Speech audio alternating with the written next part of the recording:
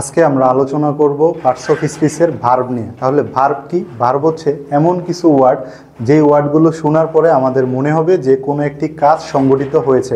অর্থাৎ কোনো সেন্টেন্সে যদি আমরা ভার্ব খুঁজে পেতে চাই তাহলে ওইখানে আমাদের দেখতে হবে যে কোন ওয়ার্ডটা দ্বারা আসলে কি কোনো কাজ করা বোঝাচ্ছে। যেমন খাওয়া হতে পারে সেই কাজ, পড়া হতে পারে, দৌড়ানো হতে পারে। এই সমস্ত যে ওয়ার্ডগুলো আছে এদেরকে আমরা বলি কি? ভার্ব। তাহলে ভার্বকে আমরা দুই ভাগে প্রধানত ভাগ করতে পারি, ফাইনাইট ভার্ব কি আর হচ্ছে নন ফাইনাইট ভার্ব। তো এই যে প্রধানত দুই ভাগে ভাগ করলাম, এখন আমরা আগে ফাইনাইট ভার্বটা চিনি। ফাইনাইট ভার্ব কি? ফাইনাইট ভার্ব হচ্ছে এমন ভার্ব যারা হচ্ছে আমাদের সাবজেক্ট এবং টেন্সের উপর নির্ভর করে পরিবর্তন হয়। তাহলে পরিবর্তন হয় দিয়ে কি বুঝালাম? পরিবর্তন হয় দিয়ে আসলে বুঝালাম যে এই যে ভার্বগুলা, এই ভার্বগুলোর হচ্ছে আমাদের তিন ধরনের রূপে আমরা পাই। যেমন আমি যদি একটা বলি, যেমন রাইট, লিখা, এটা কি আমাদের একটা ভার্ব। রাইট, রুট আর হচ্ছে রিটেন। এই যে একটা ভার্ব, এই ভার্বের কি তিনটা ফর্ম বা তিনটা রূপ, এগুলো আমরা পরবর্তীতে দেখাবো। যে এই যে তিনটা রূপ আছে এটাকে আমরা কি বলি? B1, B2, B3। তো এই রুট কখন ব্যবহৃত হয়? আমাদের পাস্ট টেন্সের ক্ষেত্রে। আর এই ভার্বটাকে আমরা যখন প্রেজেন্ট টেন্সে ব্যবহার করব তখন কি হয়? আমাদের রাইট ভার্বটা ব্যবহৃত হয়। অর্থাৎ এই যে এই জন্য আমরা বলতে পারি যে ফাইনাইট ভার্বটা হচ্ছে কি আমাদের টেন্সের উপর নির্ভর করে কি হয়? পরিবর্তন হয়। যেমন আমি যদি এইটা একটা উদাহরণ দেখি, যেমন এই যে এখানে আছে যে হি রুট এ লেটার, এইখানে কি হলো? রাইট ব্যবহৃত হয় না, কিন্তু এখানে রুট ব্যবহৃত হয়েছে। অর্থাৎ আমরা পাস্ট টেন্সে এই সেন্টেন্সটাকে লিখছি, এই জন্য কি আমরা এখানে রুট ব্যবহার করলাম, রাইট ব্যবহার না করে। এটা কি আমরা বুঝালাম, সংক্ষিপ্তভাবে বুঝালাম যে আসলে টেন্স অনুযায়ী যে পরিবর্তিত হয় এটা। তো আবার সাবজেক্টের উপরেও নির্ভর করে অনেক কিছু হয়, এটা আমরা সাবজেক্ট ভার্ব এগ্রিমেন্ট আলোচনা করব। তো এখন দেখো এই ফাইনাইট ভার্বকে আমরা দুই ভাগে ভাগ করতে পারি, একটা হচ্ছে প্রিন্সিপাল আর একটা কি? অক্সিলারি। তো এই প্রিন্সিপাল ভার্ব কি করে? প্রিন্সিপাল ভার্ব হচ্ছে একটা যে আমাদের সেন্টেন্স রয়েছে, এই সেন্টেন্সে মূল ভার্ব হিসেবে ব্যবহৃত হয়।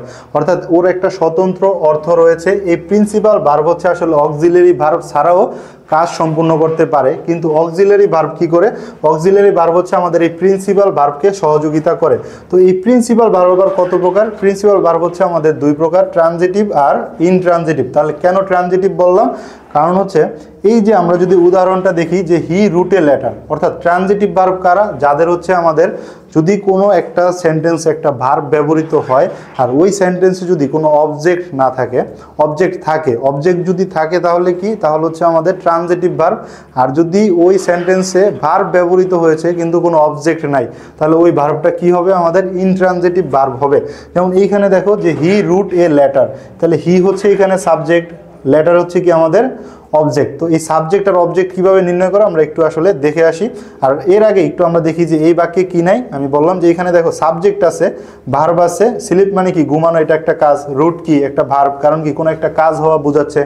আর্লি, এটা কিন্তু আসলে অবজেক্ট না, এটা হচ্ছে কি আমাদের একটা কমপ্লিমেন্ট। তাহলে চলো এখানে কিছু ব্যাপার আমাদের চলে আসলো যে সাবজেক্ট, অবজেক্ট আর হচ্ছে কি কমপ্লিমেন্ট। আমরা একটু এইগুলো শিখে তারপরে আবার ভার্বের আলোচনায় ফিরে আসবো। তো আসলে সাবজেক্ট অবজেক্ট আমরা খুব সহজে নির্ণয় করতে পারি যে একটা সেন্টেন্সে কি সাবজেক্ট আর অবজেক্ট আছে কিনা।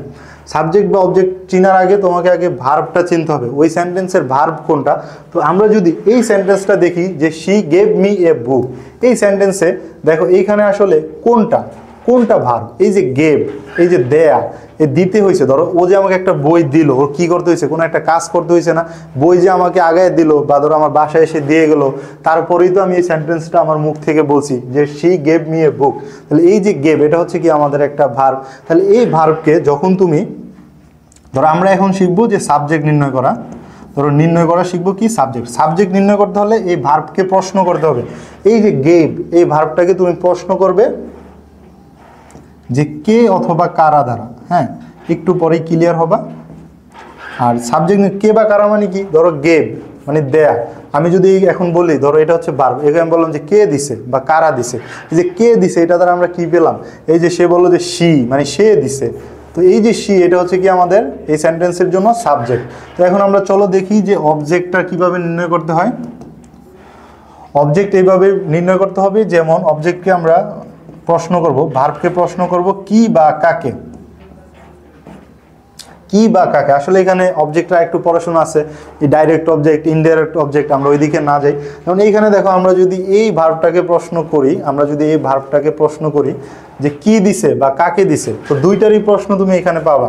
ধরো সে বলছে এ বুক, তার মানে কি এটাও একটা অবজেক্ট, আর বলছে যে কাকে দিছে, এই যে এটাও কি মি একটা কি অবজেক্ট। এই যে সেন্টেন্সে আমরা দেখলাম কি যে সাবজেক্ট আছে, ভার্ব আছে, অবজেক্ট আছে, তার মানে কি এই গেভ হচ্ছে কি আমাদের ট্রানজিটিভ ভার্ব। আর এইখানে দেখো এর আগে আমরা একটু আসলে ধরো এখন সাবজেক্ট বুঝলাম আর অবজেক্ট বুঝলাম, তো আমি আরও একটা কথা বললাম যে ভাই কমপ্লিমেন্ট হচ্ছে এমন কিছু ওয়ার্ড যাদেরকে দেখতে, যাদের অবস্থান আসলে, যেমন আমরা যদি একটা সেন্টেন্সের বেসিক স্ট্রাকচার বলি যে subject plus verb plus object, তাই না? তো এই অবজেক্টের স্থানে অনেক সময় কি অবজেক্ট থাকে না, থাকে হচ্ছে কমপ্লিমেন্ট। অর্থাৎ কমপ্লিমেন্ট কি অবজেক্টের মতো দেখতে, তবে সে অবজেক্ট না।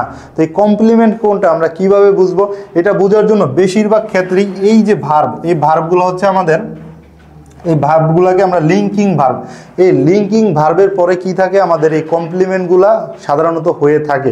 যেমন এইখানে এই যে আমরা এই লিঙ্কিং ভার্বগুলো মনে রাখার জন্য আমরা বলতে পারি যে এস বি ফ্ল্যাট, অর্থাৎ নির্দিষ্ট কিছু ওয়ার্ড আছে যাদের পরে যেই সেন্টেন্সটা বসে থাকে সে হচ্ছে কি আমাদের কমপ্লিমেন্ট।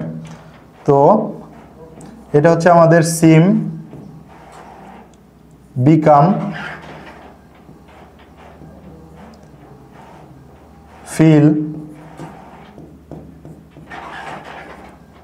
লাইক, টিতে হচ্ছে কি টেস্ট, এতে যেন কি আমি ভুলে গেছি। তো যাই হোক, এই যে এখানে সিম হতে পারে আর স্মেল হতে পারে। তো এই যে এই সমস্ত যে ওয়ার্ডগুলো আছে, এই ওয়ার্ডগুলোর পরে একটা ওয়ার্ড থাকে, তারা হচ্ছে কি, এটা তো একটা ভার্ব, তাহলে একটা সেন্টেন্সের স্বাভাবিক গঠনটা কি একটা সাবজেক্ট ভার্ব, তারপরে কি, তারপরে যে অবজেক্ট থাকার কথা। কিন্তু কিছু কিছু সেন্টেন্সে অবজেক্ট থাকে না, কারণ এরা হচ্ছে কি আমাদের ইনট্রানজিটিভ ভার্ব। তো এই যে সিম, বিকাম, ফিল, লাইক, টেস্ট, এগুলো হচ্ছে কি আমাদের ইনট্রানজিটিভ ভার্ব। তো এই ইনট্রানজিটিভ ভার্বের পরে কে থাকে, যে থাকে তাকে আমরা কমপ্লিমেন্ট বলি। যেমন এইখান থেকে যদি একটা উদাহরণ দেখি, এই যে এখানে দেখো যে হানি, টেস্ট, সুইট, তাই না? এই যে টেস্ট, এটা হচ্ছে কি আমাদের একটা ইনট্রানজিটিভ ভার্ব। এই যে সুইট বসে আছে, এই সুইটটা হচ্ছে কি আমাদের একটা কমপ্লিমেন্ট। সবসময় মনে রাখবা যে সাবজেক্ট আর অবজেক্ট, ধরো কি থাকে একটা সেন্টেন্সে সাবজেক্ট আর অবজেক্ট থাকে, এই সাবজেক্ট আর অবজেক্ট হচ্ছে দুইটা ভিন্ন সত্তা, অর্থাৎ আলাদা আলাদা, এদের দুইজনের মধ্যে কোনো সম্পর্ক নাই। কেন? ধরো এই যে এখানে সাবজেক্ট কে, শি, আর এইখানে কে, ধরো মি হতে পারে একটা অবজেক্ট, আবার বুক হতে পারে অবজেক্ট। তাহলে শি একজন আলাদা জিনিস, আবার মি একটা কি আলাদা মানুষ, দুইজন মানুষ, দুইটা আলাদা জিনিস। এদেরকে আমি কি বলতেছি যে দুইটা আলাদা সত্তা। আর এই যে এখানে দেখো যে হানি, টেস্ট, সুইট, এই যে হানি যা সুইট তো তাই, মানে হানির সম্পর্কেই আমি বললাম, এই জন্য আমি বললাম যে কমপ্লিমেন্ট হচ্ছে কি আমাদের একই সত্তা। তো এখন আমরা দেখলাম যে একটা সেন্টেন্স থেকে আমরা কিভাবে হচ্ছে সাবজেক্ট, অবজেক্ট বা কমপ্লিমেন্টগুলো বের করতে পারি। তো এটা বোঝার জন্য, কমপ্লিমেন্ট বোঝার জন্য আমাদের আরও একটা উদাহরণ আছে। যেমন এই যে এইখানে এটা হবে আমাদের ফিল, এটা হবে লুক, এলতে হবে লুক, ঠিক আছে? তো এই যে এখানে দেখো লুক আছে আমাদের, তো এই যে লুকের পরে এই যে লুক, এটা কি আমাদের একটা ভার্ব। তো লুকের পরে যে আছে সে হচ্ছে কি আমাদের কমপ্লিমেন্ট, অর্থাৎ অনেকটা অ্যাডজেক্টিভের মতো, ঠিক আছে? কমপ্লিমেন্ট কাজ করে কার মতো, অ্যাডজেক্টিভের মতো, কিন্তু অবজেক্ট না। তো এই যে এখানে শি লুকস কিউট, এইখানে দেখো তো এই যে কমপ্লিমেন্ট আসলে কি করলো, এই শি এর ব্যাপারে বর্ণনা করলো না, এই জন্যই বললাম যে এরা হচ্ছে একই সত্তা। অর্থাৎ কমপ্লিমেন্ট কি করে, সাবজেক্টের ব্যাপারেই বলে আমাদেরকে, সাবজেক্টের ব্যাপারেই একটা ধারণা দেয়।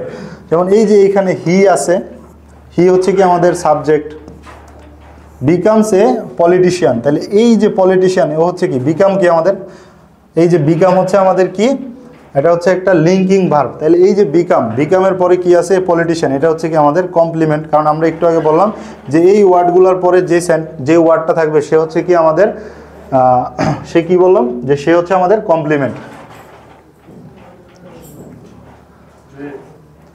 তো এইখানে এখন আমরা ছিলাম যে ট্রানজিটিভ আর ইনট্রানজিটিভ চিনাটাই আমাদের মেইন উদ্দেশ্য ছিল, যে ট্রানজিটিভকে যার অবজেক্ট থাকবে। ট্রানজিটিভ কিভাবে বুঝবা, যেই ভার্বটা যে একটা সেন্টেন্সে ব্যবহৃত হয়েছে যদি ওই সেন্টেন্সের একটা অবজেক্ট থাকে তাহলে সেটা কি আমাদের ট্রানজিটিভ ভার্ব। আর ইনট্রানজিটিভ ভার্ব কারা, যাদের কোনো অবজেক্ট নেই, তাহলে কি আছে কমপ্লিমেন্ট, ঠিক আছে? তো এরপরে আমরা আসলে দেখি যে অক্সিলারি ভার্ব আসলে কত প্রকার। অক্সিলারি ভার্ব হচ্ছে দুই প্রকার, কি প্রাইমারি আর হচ্ছে মডাল। প্রাইমারি ভার্ব আবার তিন প্রকার, be verb, do verb, have verb. Be ভার্বের মধ্যে কে কে রয়েছে? Am, is, are, was, were, been. Do ভার্বের মধ্যে কারা? ডু অথবা does, did, done. Have, has, had, had. এরা হচ্ছে এক একটা গ্রুপ। আর এইগুলো হচ্ছে কি আমাদের টেন্সের যে তিনটা ফর্ম আছে, প্রেজেন্ট, পাস্ট, পাস্ট পার্টিসিপল, এর জন্য এই ওয়ার্ডগুলো পরিবর্তন হয়, এগুলো আমরা পরবর্তীতে শিখব। আর মডাল কি? মডাল হচ্ছে can, could, shall, should, may, might, will, would. এদেরকে আমরা কি বলি? এরা হচ্ছে আমাদের মডাল ভার্ব। তো এখন আমরা আলোচনা করব আমাদের এই যে নন ফাইনাইট যে ভার্ব রয়েছে, নন ফাইনাইট ভার্বের ইনফাইনাইট, জিরান্ড, পার্টিসিপল, এই যে ভার্বগুলো আছে এদেরকেও আমরা একটু চিনি। প্রথমে আমরা শিখি যে জিরান্ড নিয়ে। জিরান্ড কি? জিরান্ড আর পার্টিসিপলের মধ্যে একটা দ্বন্দ্ব রয়েছে। যেমন দুইটার শেষে কি থাকে? আইএনজি থাকে। কিন্তু এই যে আইএনজি থাকে, এখন আমাদের বুঝতে হবে যে কখন আমরা জিরান্ড ব্যবহার করব আর কখন আমরা পার্টিসিপল নিব। তো এই জন্য হচ্ছে আমাদের, ধরো এই যে এখানে রিডিং, এটা কি একটা জিরান্ড। জিরান্ড নিয়ে যদি একটু পড়াশোনা করি, যে জিরান্ডে হচ্ছে আমাদের ভার্ব প্লাস আইএনজি হিসেবে ব্যবহার হয়। আবার পার্টিসিপলও আমাদের কি হয়? ভার্ব প্লাস আইএনজি হিসেবে ব্যবহৃত হয়। কিন্তু আমরা কিভাবে বুঝবো যে আমাদের আসলে এই প্রশ্নটা মাঝে মাঝে বিভিন্ন জায়গায় আসে, যে নিচের কোনটি জিরান্ড বা পার্টিসিপল, যদিও ডিপ্লোমাতে আসার সম্ভাবনা খুবই কম। তো এরপরও আমরা একটু শিখে রাখি। যেমন নাউনের মতো কাজ করে জিরান্ড, কি করে? নাউনের মতো কাজ করে। আর পার্টিসিপল কি করে? পার্টিসিপল হচ্ছে অ্যাডজেক্টিভের মতো কাজ করে। তো নাউনের মতো যদি কাজ করে, এর মানে কি? এর মানে হচ্ছে এটা দ্বারা একটা নাম বোঝায়, কিন্তু আসলে কি? এটা একটা ভার্ব। যেমন আমরা যদি দেখি যে রিডিং ইজ ফান, এই যে এখানে কি বললো? যে পড়াশোনা হচ্ছে একটা মজা। পড়া একটা কি? মজা। এই যে পড়া, এটা কিন্তু একটা ভার্ব, কিন্তু সে কাজটা করলো কার মতো? সে কাজ করলো নাউনের মতো। তো এই জন্য আমরা বলছি যে এই রিডিং হচ্ছে কি আমাদের একটা জিরান্ড। আর এইখানেও দেখো, এইখানেও কিন্তু আমাদের ভার্বের সাথে কি? আইএনজি আছে, তাই না? এই যে the sleeping baby is cute, এখানে সে কি করলো? এই বেবিটার সম্পর্কে আমাদেরকে কি করলো? বর্ণনা দিল। তো এই যে বেবির সম্পর্কে যে আমাদেরকে বললো, এখানে কিন্তু আমাদের নাম বোঝায় নাই। এই জন্য হচ্ছে আমরা বলতে পারি এটা হচ্ছে কি? পার্টিসিপল। তো এইগুলো আমরা সহজে বুঝতে পারি কিভাবে? যেমন এই জিরান্ডের স্থলে, এই যে জিরান্ড নাকি পার্টিসিপল, এটা বোঝার জন্য আমাদের কিছু শর্টকাট আছে। আমরা যদি একটু এখানে লিখি, যেমন জিরান্ডের স্থলে, জিরান্ড, এই জিরান্ডের স্থলে আমাদের ইট বসে। অর্থাৎ তোমার কাজ হবে যে কোনটা জিরান্ড আর কোনটা পার্টিসিপল। জিরান্ডের স্থলে কি বসে? ইট বসে। অর্থাৎ এটা কি বুঝালাম? যে রিডিং, এই রিডিংটাকে তুমি মনে মনে মুছে দিয়ে এখানে ইট বসাইতে পারবা যদি এটা জিরান্ড থাকে। সেন্টেন্সে যদি এই ভার্ব প্লাস আইএনজিটুকু জিরান্ড হিসেবে ব্যবহৃত হয়, তাহলে তুমি এখানে ইট বসিয়ে সেন্টেন্সটা দেখবা পরিপূর্ণ অর্থবোধক লাগবে। যেমন ইট ইজ ফান, এটা একটা সেন্টেন্স হতেই পারে। কিন্তু আমি যদি এখানে বলি, যেমন পার্টিসিপলের ক্ষেত্রে যদি আমি এটা মুছে, ভার্ব প্লাস আইএনজিটা মুছে আমি যদি এখানে ইট বসাই, অর্থাৎ পার্টিসিপলের ক্ষেত্রে হচ্ছে আমাদের ইট বসবে না। যেমন the sleeping baby is cute, এখানে কি আমি এটা বলতে পারি যে the it baby is cute? অর্থাৎ এই যে আমরা ইটকে এখানে ব্যবহার করতে পারলাম না, এটা হচ্ছে কি আমাদের এই জন্য পার্টিসিপল। এরপরে আর জিরান্ড হচ্ছে আমাদেরকে চলমান কিছু বোঝায় না, আর পার্টিসিপল হচ্ছে আমাদের চলমান একটা সেন্স বোঝায়। অর্থাৎ দ্য স্লিপিং, এর মানে তুমি কি বুঝবা? এর মানে বুঝবা যে বাচ্চাটা এখনো কি? ঘুমাচ্ছে, তাই না? আর এই যে রিডিং ইজ ফান, এটা দ্বারা কি তোমাকে এরকম বুঝাইছে যে এখনো সে পড়াশোনা করতেছে, এরকম কিছু বলছে? বলে নাই, শুধু বলছে যে পড়াশোনাটা হচ্ছে একটা মজা, তাই না? এই জন্য আমরা বলতে পারি যে 2 নাম্বার আমরা বলতে পারি, এটা হচ্ছে আমাদের 1 নাম্বার ছিল। 2 নাম্বার আমরা বলতে পারি যে জিরান্ড হচ্ছে কি করে? চলমান সেন্স দেয় না।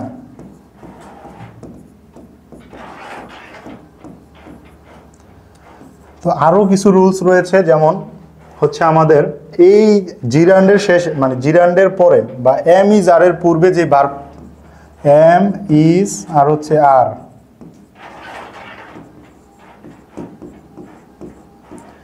এর পূর্বে ভার্ব প্লাস আইএনজি যুক্ত ওয়ার্ডটি হলো কি? জিরান্ড। এগুলো হচ্ছে শর্টকাট, ঠিক আছে? অর্থাৎ সবগুলা যে মিলবে এরকম কোনো কথা নেই, তবে যেগুলো পরীক্ষায় আসে ওইগুলো কি সচরাচর মিলে যায়, 2-1টা ব্যতিক্রম থাকতে পারে। তো এই যে আমরা এখন একটা জিরান্ড আর পার্টিসিপলের ব্যাপারে একটা ধারণা পেলাম। এরপরে আমরা দেখি যে ইনফিনিটিভ ভার্ব বলতে কি বোঝায়। ইনফিনিটিভ ভার্ব হচ্ছে টু প্লাস ভার্ব, অর্থাৎ একটা ভার্বের আগে যখন টু থাকবে তখন আমরা কি বলতে পারি? এটাকে বলতে পারি ইনফিনিটিভ ভার্ব। যেমন এই যে এখানে আছে যে to it is necessary for survival. এই যে ইট, এটা কি একটা ভার্ব, আর টু যখন যুক্ত হয়েছে এটা কি, যখন আমাদের শুধু ইট থাকতো তখন এটা একটা নর্মাল ভার্ব থাকতো, আর যখন টু যুক্ত হয়েছে টু, তখন এটা কি হয়ে গেছে, আমাদের ইনফিনিটিভ ভার্ব হয়ে গেছে। অর্থাৎ এই যে টু ইট, এইটুকু একত্রে যদি কখনো তোমাকে বলে যে টু ইট এটা কি, তখন তুমি এটাকেও ভার্ব বলতে পারবা, কোনো ভয়ের কিছু নেই। এটা কোন ভার্ব? এটা হচ্ছে আমাদের ইনফিনিটিভ ভার্ব। তো আজকের আলোচনা আমাদের এই পর্যন্তই ছিল। যদি কেউ কোথাও না বোঝো অবশ্যই আমাদেরকে কমেন্টের মাধ্যমে জানাবা, আমরা উত্তর দেওয়ার চেষ্টা করব।